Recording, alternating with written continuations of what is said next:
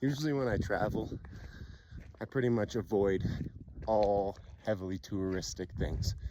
Anything that's essentially a tourist trap, as you would call it, or a money grab, I ain't touching with a 10-foot pole. However, I do go to the odd museum because I am interested in history, and sometimes it is quite interesting.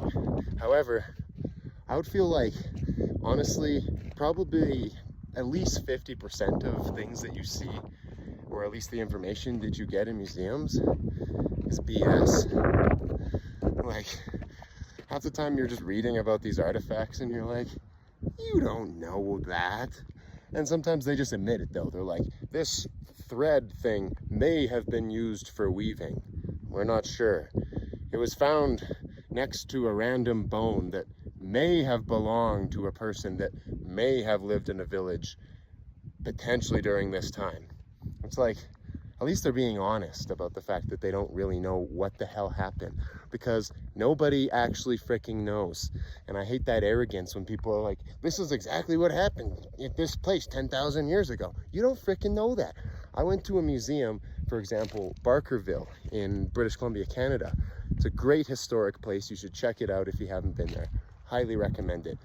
But if you go through the museum, half the stuff, they're literally like, we're not quite sure. This butcher shop may have been on this corner based on the journal that we found from this one doctor that lived in the town, but we don't know for sure. Like, they may have had a barber shop next to this restaurant, but we're not quite sure. That's just based on some random accounts that we hope these people were telling the truth. And this was literally the last person that lived in Barkerville was less than 100 years ago. And even then, they don't know exactly what happened. So you're gonna go to like some ancient museum, like some Egyptian museum, and they're like, yep, these were definitely, the pyramids were used as tombs. It's 100% proven. Nothing is proven, man.